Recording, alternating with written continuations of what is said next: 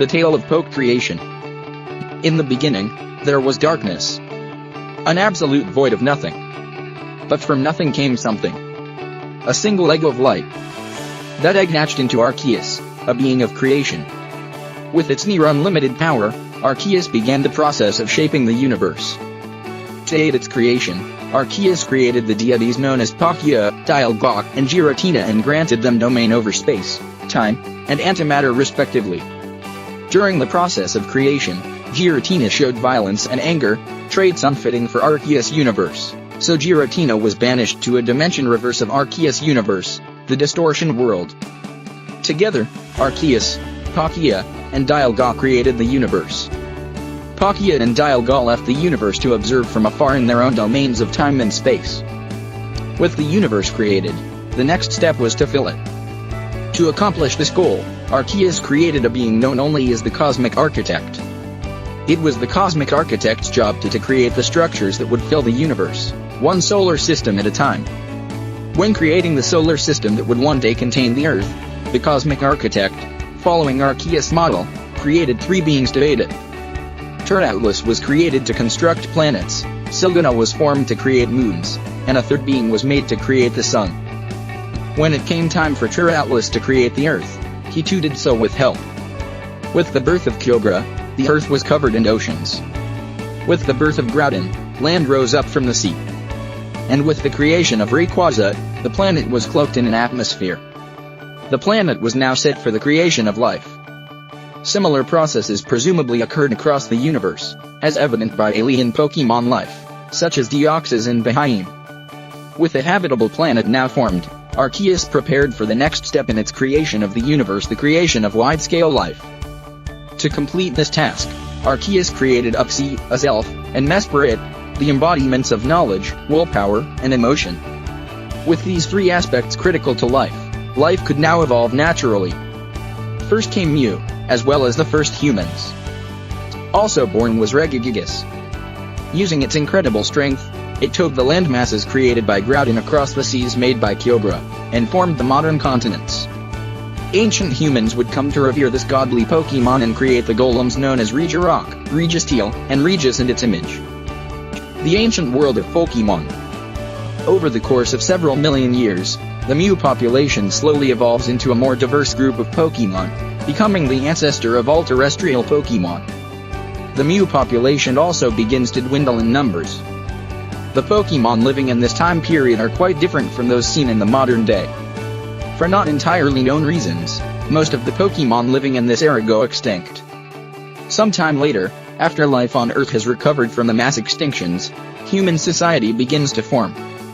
After studying the bizarre extra-dimensional Pokémon named Unknown, the first system of writing was developed, allowing for humans to begin to advance in the fields of technology and science, giving them a distinct advantage over Pokémon.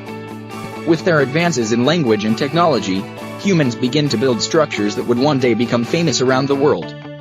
Many of these structures were built in worship or honor of legendary Pokémon, some were even built to contain them. Such sites include the ruins of Alf, Spear Pillar, Sky Pillar, Solation Ruins, Singja Ruins, Tanobi Ruins, Abyssal Ruins, Snowpoint Temple, Desert Ruins, Ancient Tomb, and Island Cave.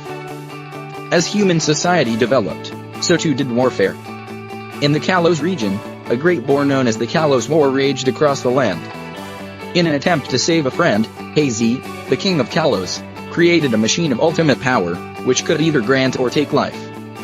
In order to bring a swift end to the war, Daisy turned his machine into the ultimate weapon and devastated the Kalos region. This event was so powerful, that it actually caused a split in the universe. In one version of the universe, the firing of the weapon caused normal stones to be irradiated with power, becoming Mega Stones. In another, the weapon was never fired, meaning that no Mega Stones were ever formed. It is assumed that the remaining history of the world occurs similarly in both universes, with the one difference being the presence of Mega Evolution. After millions of years of living apart, Groudon and Kyogre meet. They realize that they both require the same primal energy to feed off of, and begin to fight for this energy, absorbing more and more of it, eventually changing into their primal reversion forms. The clash of these two Titan Pokémon brings the planet to the brink of destruction. The ancient people of the home region pray to Pokémon Rayquaza to save them. Rayquaza descends from the ozone layer for the first time in millions of years to answer these prayers. The spiritual energy from these prayers allows Rayquaza to Mega Evolve. It uses this new power to put an end to Groudon and Kyogre's fight, and they are sealed away to remain dormant until awoken again. At one point, a man and his Lucario partner discover two strange stones. They find out that through the combination of these two stones, the bond between them would manifest itself, and Lucario would grow stronger. This may not have been the first occurrence of Mega Evolution in history, but it is the first traditional Mega Evolution, using the Keystone, Mega Stone, and bond between trainer and Pokémon. In one kingdom, the ruling family is aided in its rule by an unknown legendary dragon. But when two princes of the ruling family end up in a clash of truth and ideals, the original dragon splits into two, one for each prince. Reshiram and Zekrom are formed in this manner. Kyurem is left behind as the empty husk of the original dragon. The world of Pokémon today. Deep in the rainforest, scientists come across one of the last remaining Mew. Using its DNA, the scientists successfully create an augmented clone of Mew. It was named Mewtwo. However, the scientists could not control Mewtwo, and it escaped from the lab. The young boy named Red sets out on his journey to become a Pokémon master. As he journeys across the land of Kanto, catching and training Pokémon, he quickly earns a reputation as one of the strongest trainers in the region. He even single-handedly defeats the criminal organization known as Team Rocket and becomes the champion of the Kanto region.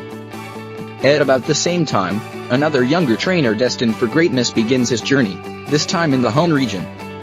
Pokémon trainer Brendan sets out to gather gym badges, but ends up getting caught up in a conflict of legendary proportions when Team Aqua and Team Magma attempt to revive Kyogre and Groudon. Brendan puts a stop to their plan and saves the region. He then becomes the home champion. 3 years later, in the region of Johto, new trainer Ethan begins his journey. During his travels, he discovers that Team Rocket isn't as defeated as was thought. He battles them as they attempt to revive their organization and take control over the Johto region. When he defeats them, they disband for good. Ethan then proceeds to become the Indigo League champion. Then he travels to Kanto and gathers badges there as well. His journey's finale comes when he defeats Red in a battle. At about the same time, another younger trainer destined for greatness begins his journey, this time in the Hone region. Pokémon trainer Brendan sets out to gather gym badges, but ends up getting caught up in a conflict of legendary proportions when Team Aqua and Team Magma attempt to revive Kyogre and Groudon. Brendan puts a stop to their plan and saves the region. He then becomes the home champion. 3 years later, in the region of Johto, new trainer Ethan begins his journey. During his travels, he discovers that Team Rocket isn't as defeated as was thought. He battles them as they attempt to revive their organization and take control over the Johto region. When he defeats them, they disband for good. Ethan then proceeds to become the Indigo League champion. Then he travels to Kanto and gathers badges there as well. His journey's finale comes when he defeats Red in a battle. A few years later, a new trainer named Hilbert begins a journey in the Unova region. At the time, a group known as Team Plasma is preaching for the freedom of Pokémon, claiming that capturing them and using them in battles is cruel.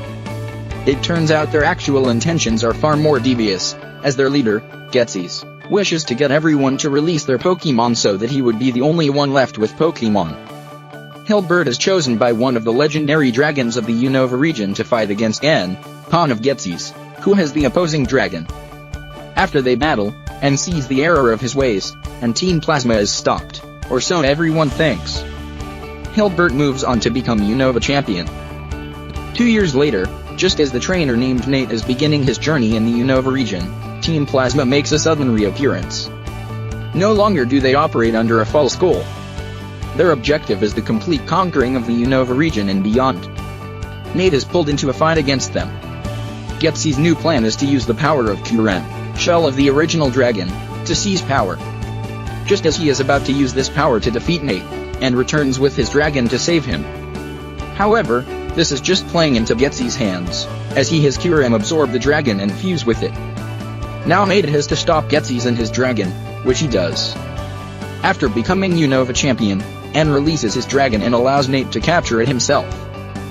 At approximately the same time, yet another new trainer begins his journey, Callum of the Kalos region. Throughout the course of his journey, he encounters the group known as Team Flare.